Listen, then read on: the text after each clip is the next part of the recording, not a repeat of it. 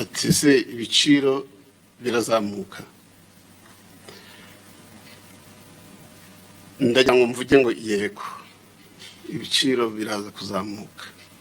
Biraza kuzamuka atari kubera ko twashatse kubizamura gusa, ahubwo biraza kuzamuka kubera ko ariko isoko ririmo kubyerekana. Nasubiye inyuma gatoya nagira ngo mbabwire uko twitwaye kugeza ubu muri iyi crise. Ngira ngo imaze ukwezi kurenze, nta kintu mu by'ukuri mwabonye cyazamutse cy'ibiciro cyangwa kuri bya peteroli, ariko ngira ngo mwe muri abanyamakuru murakurikirana mwumva mu bindi bihugu uko bimeze, ndetse n'i Burayi ibiciro ahenshi byarazamutse. Twebwe murabizi ntabwo tuzamura kubera ko abandi bazamuye. Uburyo tujera ekonomi yacu tuyijera nyine nk'abantu ba nyiri ekonomi, tuzamura kubera ko tubona hari impamvu dukwiye kuzamura. Twebwe rero uko dukora, uko twari dusanzwe dukora ibiciro tubyapodetinga buri mezi abiri. Hari ahandi batanabireguletinga na gake, ibiciro bigenda byazamuka uyu munsi, ibiciro byo kuri pompe nabyo bikazamuka. So twebwe ntabwo ari uko, iri ni isoko tureguletinga, tugahindura ibiciro tuganiye n'abacuruzi nyuma y'amezi abiri.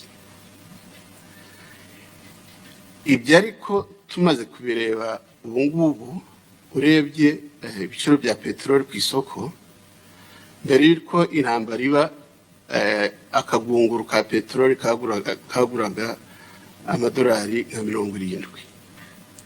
Uyu munsi karagura amadolari arenze 100. Bivuze ngo aba bacuruzi bacu nubwo turi kubaha kuri iki giciro cy'uyu munsi, bashobora kudashobora kurangura.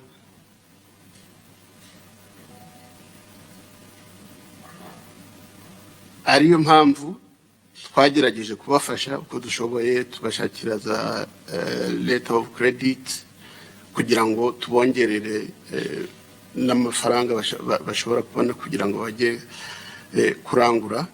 Ariko igiciro kiri ku isoko uyu munsi mu by'ukuri ntabwo kitwemerera gukomeza gucuruza ku giciro dufite uyu munsi. Nibyo natangiye mvuga, iyi ni crise iri ku isi hose, dukwiye twese kujyanamo,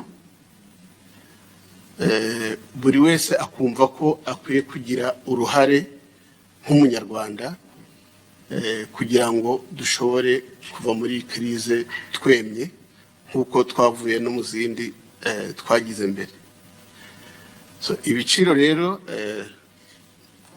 navuga ko biraza kwiyongera, nibyo, kugira ngo dushobore kubona produit. Kuko mwibaze dukomeje kubaho yakera amezi 2 cyangwa 3 ugasanga nta produit dufite ku isoko kubera ko abacuruzi bacu bataranguye. Ibyo ntabwo twabaye twavuga ngo ntabwo yenge twaba twashizemo. Ikindi, leta ntabwo ishobora gukomeza gutanga subsidy kuri iyi peteroli cyangwa kuri mazutu kubera ko birahenze, na leta ntabwo ayo mafaranga yabona mu by'ukuri. So ahubwo nibyo turimo kuvuga tuti reka tucunge neza za stock dufite nk'abanyarwanda, dutangire dutekereze uburyo twagabanya n'ibyo dukoresha, twitabira za public transport navuze, y'amabisi, ku buryo mu by'ukuri tujyanamo ikibazo twese tukagisangira tukakivamo neza. Mwabonye mu bindi bihugu hari aho batangiye gukora rationing, aho bavuga bati ntushobora kurenza wenda litiro 20 cyangwa 50 bitewe nuko babivuze. Hari ahandi bavuga bati gukora reka dutangire dukore iminsi 4 cyangwa 3. Nkuko nababwiye ntabwo dukora ibintu kubera ko abandi babikoze. Izo options zose twarazirebye, tureba niba ari ngombwa, tureba stock dufite, yabajije ikibazo cya stock we n'umuntu akivuga aho ngaho. Stock dufite zirahagije, ari ziri hano mu gihugu ari ziri mu nzira, stock dufite zirahagije, nta muntu ukwiye kugira impungenge. Ariko icyo navuze nuko stock zirahagije, ariko intambara iriho ntabwo tuzi igihe izarangirira. So dukwiye gutangira ugutekereza uburyo twajera neza ibyo dufite.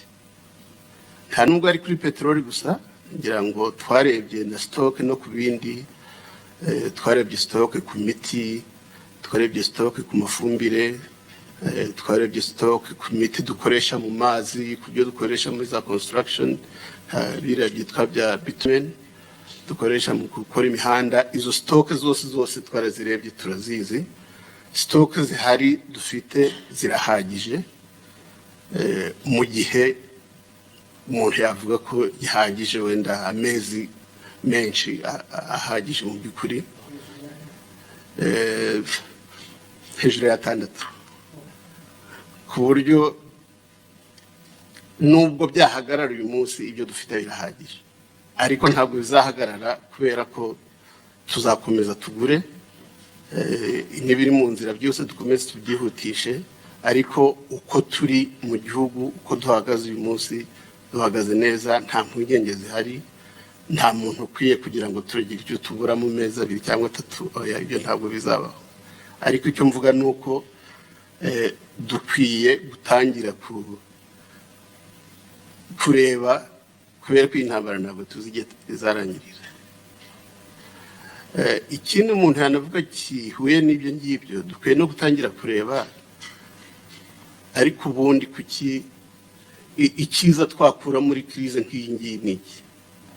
Kuko ntabwo ari ibintu bibi gusa biva muri crise. Burya iyo ucunze neza hari igihe havamo n'ibintu byiza.